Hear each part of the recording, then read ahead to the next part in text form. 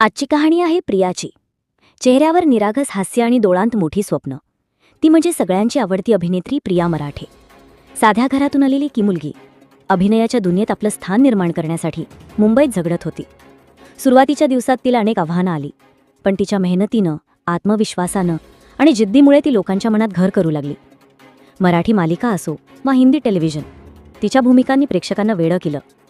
पवित्र रिश्ता मालिकेत तिनं अंकिता लोखंडेची बहिणीचं पात्र साकारलं आणि घराघरात तिचं नाव पोहोचलं. वर्षा म्हणून तिला लोक ओळखू लागले. दुसऱ्या बाजूला एक मुलगा होता, शांत, गंभीर पण प्रगल्भ अभिनयाच्या परंपरेतून आलेला, पण स्वतःचं नाव मेहनतीनं निर्माण करणारा. तो म्हणजे शंतनू मोघे. त्याचे वडील म्हणजे ज्येष्ठ अभिनेते श्रीकांत मोघे. हे मराठी नाटकसृष्टीतील एक मोठं नाव. पण शंतनूनं वडिलांच्या नावावर न जगता स्वतःची वाट निवडली. अभिनयासोबत तो गंभीरपणे जगाकडे पाहणारा होता. प्रिया मूळची ठाण्याची. शूटिंगसाठी ती अंधेरीत राहत असे. तिची रूममेट शर्वरी लोहकरेमुळे तिची शंतनूबरोबर ओळख झाली. तेव्हा शर्वरी आणि शंतनू आई मालिकेत एकत्र काम करत होते. प्रिया आणि शंतनू यांची पहिली भेट अगदी साधी होती, पण त्या साध्या भेटीतून एक अद्भुत प्रेमकथा फुलली. सुरुवातीला फक्त बोलणं, मग मैत्री आणि त्यानंतर प्रेम. प्रियाचं खळखळून हसणं, तिची जिद्दी, तिचं बोलणं या सगळ्यांनी शंतनूला तिच्याकडे आकर्षित केलं. तर शंतनूच्या शांत व्यक्तिमत्व, त्याचा चेहऱ्याचा भाव, त्याच्या डोळ्यांतील प्रामाणिकपणा या सगळ्यांनी प्रियाला जिंकून घेतलं. हळूहळू त्यांची भेट वाढत गेली. कामाच्या गडबडीतसुद्धा ते वेळ काढून एकमेकांना भेटायचे. चहाचा कप, साधा गप्पा, एकत्र प्रवास या छोट्या छोट्या क्षणांनी त्यांचं प्रेम खोलवर रुजत गेलं. शंतनूला प्रियामध्ये केवळ अभिनेत्रीच दिसली नाही, तर ती एक आत्मनिर्भर मुलगी दिसली, जिनं स्वतःच्या कष्टावर जग उभं केलं होतं. प्रियाला मात्र शंतनूमध्ये आयुष्याचा खरा आधार दिसला आणि दोघांच्याही आयुष्यात एक नवा अध्याय सुरू झाला. 1.5 वर्ष एकमेकांना डेट केल्यानंतर शंतनूने प्रियाला फिल्मी स्टाईलनं लग्नासाठी प्रपोज केलं होतं. तो तिला फिल्म सिटीतील एका जागी घेऊन गेला. चांदण्याच्या प्रकाशात गुडघ्यावर बसत शंतनूने प्रियाला प्रपोज केलं होतं. प्रियाही त्याच्यावर तितकीच जीवापाड प्रेम करत होती. जेव्हा पहिल्यांदा तिचं त्याच्यावर प्रेम जडलं, तेव्हा कसलाही विचार न करता तिने स्वतःच त्याला प्रपोज केलं आणि त्यानेसुद्धा तिला होकार दिला. 1-2 वर्ष सोबत राहून एकमेकांना ओळखून हीच आपली परफेक्ट पार्टनर आहे असा विचार करत शंतनूने तिला लग्नासाठी मागणी घातली. ती स्वतःच त्याच्यावर खूप प्रेम करत होती, त्यामुळे हो म्हणायला तिला वेळच लागला नाही. पण काही काळ दोघांनीही इंडस्ट्रीपासून, घरच्यांपासून आपले नाते गोपीत ठेवण्याचा निर्णय घेतला होता. दोघांच्याही या नात्याबद्दल घरच्यांना काही कल्पना नव्हती. मात्र एका पुरस्कार सोहळ्यात शंतनूने स्टेजवरच प्रियाचे नाव घेतले आणि ही गोष्ट घरच्यांनापर्यंत पोहोचली. दोन्हीही कुटुंबांनी या नात्याला होकार दिला. शेवटी 22 एप्रिल 2012 रोजी या दोघांचेही लग्न थाटामाटात पार पडले. प्रिया आणि शंतनू यांची ही लव्ह स्टोरी साधी असली तरी त्यात खरी गोडी आहे. घरच्यांचा विरोध आणि अडथळे. प्रिया लग्नानंतर मोठ्या घरात आली आणि सगळ्यांच्या मनात घर करून बसली. श्रीकांत मागे शंतनूचे वडील प्रियावर प्रचंड प्रेम करायचे. प्रिया त्यांना फक्त बाबा ना मानता प्रेमानं बाबा म्हणून हाक मारायची. या मालिकेतील आपुलकी, त्या नात्यातलं निरागस प्रेम सगळं घरभर पसरायचं. प्रिया म्हणायची, माझ्या आयुष्यात मला 2 बाबा मिळाले. एक माझा जन्मदाता बाप आणि दुसरे शंतनूचे बाबा, जे आता माझे बाबा आहेत. हे माझं भाग्य आहे. शंतनूने अनेकदा सांगितलं होतं की प्रियाने स्वतःच्या कष्टावर घर घेतलं. ती आत्मनिर्भर होती. तिने स्वतः मेहनत करून जग उभं केलं. तो म्हणायचा, प्रियाचा स्वभाव आणि कर्तृत्व मला शिकवतो. ती फक्त माझी बायको नाही, तर माझी प्रेरणा आहे. अशा प्रकारे त्यांनी एकत्र आयुष्याचा सुंदर प्रवास सुरू केला. दोघांना प्रवासाची फार आवड होती. ते नेहमी नवीन ठिकाणी फिरायला जायचे, एकमेकांसोबत फोटो काढायचे. सोशल मीडियावर त्यांच्या फोटोमध्ये आनंदाची झलक दिसायची.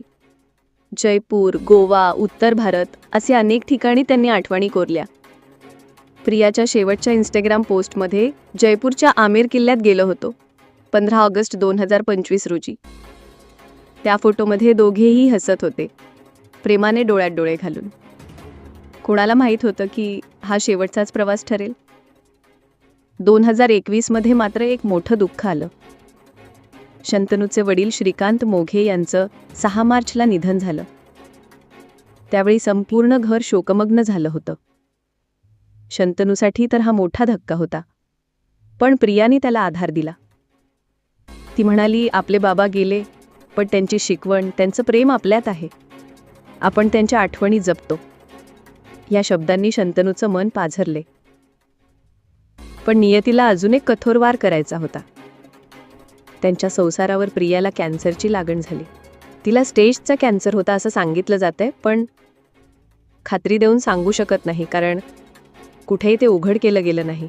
सुरुवातीला तिने हे फारसं दाखवलं नाही. ती काम करत राहिली, प्रवास करत राहिली, हसत राहिली. पण आजार हळूहळू पसरत गेलं. उपचार सुरू झाले, औषधं सुरू झाली. शंतनू तिच्या प्रत्येक पावलावर तिच्या सोबत होता. हॉस्पिटलच्या चक्रा, डॉक्टरांचे रिपोर्ट्स, वेदनादायी उपचार, या सगळ्यात प्रियाने हार मानली नाही. तिच्या चेहऱ्यावर नेहमी हास्य असायचं. ती म्हणायची, मी लढेन, कारण मला अजून जगायचंय. माझं आयुष्य फक्त माझं नाही, शंतनूचंही आहे. आणि कॅन्सरसोबत लढा देऊन तिला बरंसुद्धा वाटलं. तिच्या प्रकृतीमध्ये सुधारणा देखील झाली. आणि यामुळे सगळेच खुश होते, कारण जवळजवळ 1-1.5 वर्षांनी तिने कॅन्सरसोबत झुंज दिली होती. पण नियतीला मान्य नव्हतं. तिचा कॅन्सर पुन्हा तिला उद्भवला आणि शरीरात तो वेगाने पसरला. कॅन्सर बरा होऊन पुन्हा होण्याला रिलॅप्स म्हणतात. आता मात्र प्रियाचं शरीर कमकुवत होत चाललं होतं. केस गळाले होते. ती आपल्याच इंडस्ट्रीमधील मित्रमैत्रिणींनाही भेटत नव्हती. आता कुठेतरी तिच्याही मनात भीती होती. आपण बरे होणार नाही, पण आपल्याला जगायचे आहे अशी तिची इच्छाशक्ती प्रबळ होती.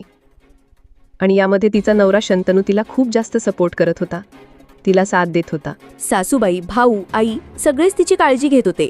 पण प्रिया खचत चालली होती. सुंदर दिसणारी प्रिया स्वतःलाच आता आरशात पाहत नव्हती. पण शांतनू मात्र तिच्याकडे प्रेमानेच पाहायचा, कारण त्याच्यासाठी आजही ती त्याची तितकीच सुंदर गोड दिसणारी बायको होती. तिच्या प्रेमात तो पडला होता, त्यामुळे तो तिला जपून ठेवत होता. इंडस्ट्रीमधील येणारे फोन देखील तो स्वतः घ्यायचा, जेणेकरून आपल्या प्रियाला त्रास होऊ नये. तिला कोणाला भेटून द्यायचे नाही, तिला भेटायला कोणाला येऊ द्यायचे नाही, जेणेकरून तिचे मनाचे खच्चीकरण होऊ नये. त्याने खूप प्रयत्न केले तिला जपण्याचा, तिला वाचवण्याचा, पण तिच्या शरीराने साथ दिली नाही. तिचे डोळे एकटक आपल्या नवऱ्याकडे पाहत होते. त्याला सोडून तिला जायचं होतं. नियतीने मात्र असं होऊ दिलं नाही. 31 ऑगस्ट 2025ला पहाटे प्रिया कायमची शांत झाली. फक्त 38 वर्षांच्या वयात तिने जगाचा निरोप घेतला. शांतनूने जगच उद्ध्वस्त झालं. काही वर्षांपूर्वी त्याने वडिलांना गमावलं आणि आता बायकोला गमावलं. तो म्हणाला, बाबा गेले तेव्हा माझं धैर्य अर्ध हरवलं होतं. ते माझं विश्व होते, माझ्या सगळ्यात जवळचे होते. पण तेव्हा बायकोने मला साथ दिली, माझ्यासोबत खंबीरपणे उभी राहिली. पण आता तीच बायको माझी प्रिया गेल्यावर उरलेलं बळही माझं हरवलंय. ती फक्त माझी बायको नव्हती, ती माझं संपूर्ण जग होती. आज प्रिया नाही, पण तिचं हास्य, तिची जिद्द, तिचे स्वकर्तृत्व आणि तिचं प्रेम अजूनही लोकांच्या मनात जिवंत आहे. शंतनू म्हणतो, ती गेलेली असली तरी तिचं प्रेम माझ्यासोबत आहे. मी तिच्यासोबतच्या आठवणींसोबत जगणार आहे. प्रियाच्या निधनानंतर शंतनू मोघे यांच्या आयुष्यावर अक्षरशः दुःखाचं डोंगर कोसळलं आहे. आपण फक्त प्रियाचे फॅन होतो, तरीही ही बातमी ऐकून आपल्याला इतकं वाईट वाटलं. परंतु शंतनू, त्याची आई, प्रियाची आई, भाऊ हे सगळे तर तिचा परिवार आहेत आणि आज त्यांच्यावर देखील दुःख कोसळलं आहे. देव त्यांना हे दुःख पचवण्याची, सहन करण्याची हिंमत देवो, इतकीच प्रार्थना. आणि प्रियाताईंच्या आत्म्याला शांती मिळो. देवाने स्वतः तिला मांडीवर घेऊन थापडावं. इतकी छान आणि स्वभावाने गोड होती.